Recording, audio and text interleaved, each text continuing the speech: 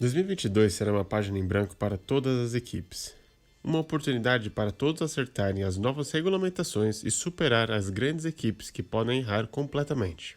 Afinal, o que garante que a Mercedes não erre feio em sua filosofia aerodinâmica, enquanto a Williams, por exemplo, acerte na mosca e suba para as primeiras posições do campeonato de 2022? Absolutamente nada, afinal de contas. Essas mudanças radicais são o que muitas equipes pequenas focam e tentam a sorte para encontrar alguma vantagem obscura que possa ser o diferencial entre outras equipes. É o que aconteceu em 2009 com a Brown GP, que encontrou um furo nas regulamentações e utilizou disso para criar um carro altamente competitivo, ganhando o campeonato de construtores e pilotos com Jason Button, com uma equipe que havia acabado de ser comprada da Honda, que saiu do esporte em 2008, uma equipe que também estava longe de ser uma grande força na Fórmula 1. É por essa razão e outras que muitos estão ansiosos pela brusca alteração nas regulamentações de 2022. Sendo uma mudança tão grande, é difícil dar certeza que uma equipe se sairá melhor que a outra.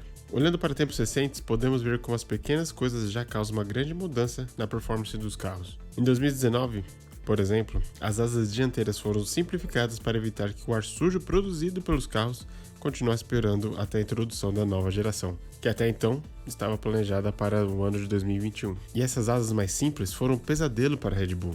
Demorou um bom tempo até que a equipe conseguisse se readaptar de fato às novas regras, já que eles dependiam tanto da aerodinâmica mais complexa. Outro exemplo ocorreu esse ano com a redução do tamanho do assoalho dos carros, algo que prejudicou muito a Mercedes e a Aston Martin, por exemplo, enquanto outras equipes que possuem um design de carro com rake alto, como a Red Bull, se beneficiou e hoje está competindo pelo campeonato. Podemos ver como essas pequenas mudanças podem afetar as coisas na Fórmula 1, com a Mercedes basicamente sendo nerfada esse ano com algo tão pequeno. Então, como vai ficar o ano que vem?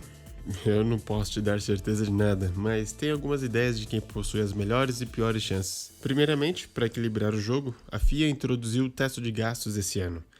Portanto, as equipes que gastavam mais de €500 bilhão por ano em sua temporada de Fórmula 1, como Mercedes e Ferrari, terão que se contentar apenas com $145 milhões por ano agora. Isso já deve ajudar a deixar as equipes mais grandes vulneráveis, pois agora sua produção não pode ser feita de maneira tão descontrolada, jogando ideias na parede e vendo o que cola. Se eles desenvolverem algo que não se adapte de maneira eficiente na vida real, terão que trabalhar com isso, pois desenvolver algo do zero será muito custoso e ainda não terá garantia de sucesso.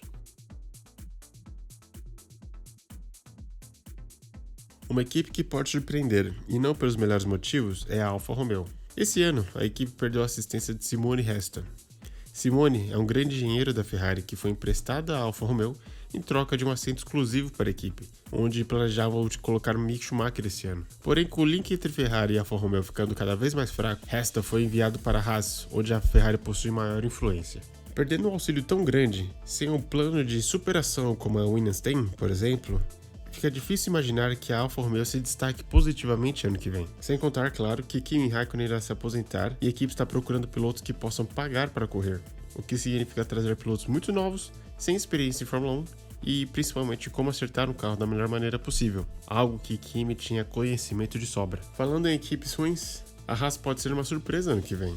Vale lembrar que quando a equipe americana entrou no esporte, eles tiveram uma grande onda de sucesso, utilizando seu vínculo com a Ferrari para comprar partes de segunda mão que ainda assim eram superiores a de seus rivais com quem eles competiam no grid. Entretanto, com o passar do tempo, McLaren se reestruturou, Aston Martin na época evoluiu o carro e copiou o design da Mercedes, a AlphaTauri manteve com um carro decente, porém sem um motor muito bom, algo que mudou quando adotou os motores Hondas, e tudo isso fez com que a Haas ficasse parada no tempo. Sem contar, claro, com o fiasco que ocorreu com o motor da Ferrari em 2019 e 2020, piorando ainda mais as coisas para eles. Não foi surpresa quando a Haas largou mão dos últimos campeonatos e focou somente no carro de 2022. Tanto que o carro desse ano não é nada mais do que o carro dos últimos anos, com as alterações necessárias para ser legal com as regulamentações atuais. Portanto, com tanto tempo investido no desenvolvimento do carro de 2022, há sempre possibilidade deles acertarem algo e voltarem a uma boa posição do grid. Do outro lado, temos os clubes dos meninos grandes,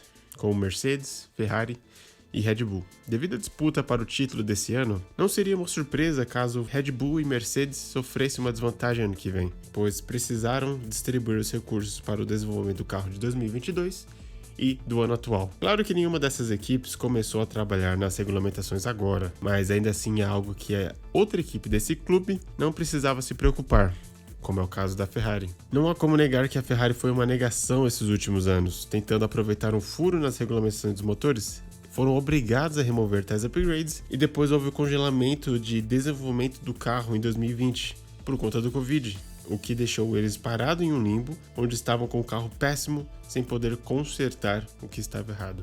O que sobrou então foi focar totalmente no carro de 2022. Com o chefe da equipe, Mattia Binotto, faltando em tantas corridas esse ano e algumas do ano passado, ele focou em trabalhar intensamente no desenvolvimento do carro. Por isso, há grandes chances da Ferrari voltar ao topo do placar no ano que vem.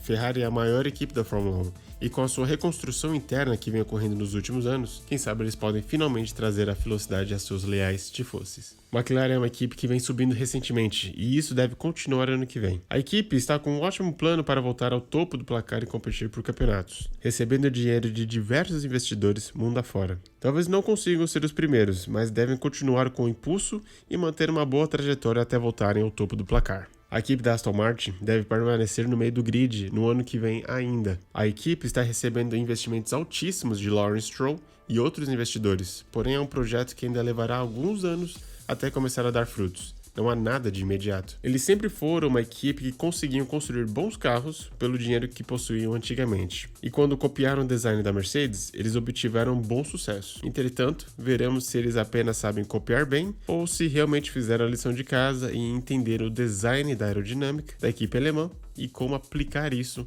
em seu próprio carro. Williams é uma equipe que está melhorando recentemente, e com o boost de dinheiro que receberam com a compra da empresa americana, é possível que melhorem ano que vem, mas como isso tudo é muito recente, talvez demore alguns anos até vermos eles realmente lutando pelas altas posições do grid. A AlphaTauri pode ser uma incógnita nessa fórmula. Com o teto de gastos, Red Bull teria, em teoria, dinheiro suficiente para investir na AlphaTauri também, já que os comentários recentes da equipe-chefe diz que a AlphaTauri hoje é uma equipe irmã e não apenas uma equipe secundária. O tempo dirá se essas informações são realmente verdadeiras, mas com tanto dinheiro sendo investido no desenvolvimento de motores Red Bull, talvez não sobre realmente muito para a pequena equipe italiana. A Alpine vem com nova liderança que assumiu esse ano. Não é muito segredo que a Renault nunca investiu pesado em seu programa da Fórmula 1.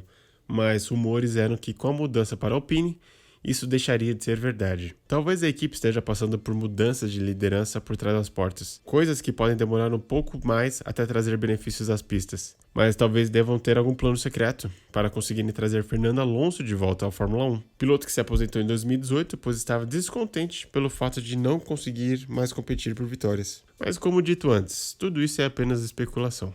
Talvez nada mude e Mercedes continue no topo do esporte, mas o objetivo é deixar as equipes mais equilibradas e proporcionar maiores chances de sucesso para aqueles que vêm sofrendo nos últimos anos. Se tudo der certo, quem sabe podemos ver um campeonato sendo disputado por 3 ou 4 equipes e diversos pilotos com frequência, mais ou menos como a temporada de 2012. Essas são apenas algumas possibilidades de como as equipes se sairão ano que vem. Você concorda com essas questões ou acha que poderemos ter alguma outra surpresa? Comente abaixo quem você acha que vai se destacar ano que vem.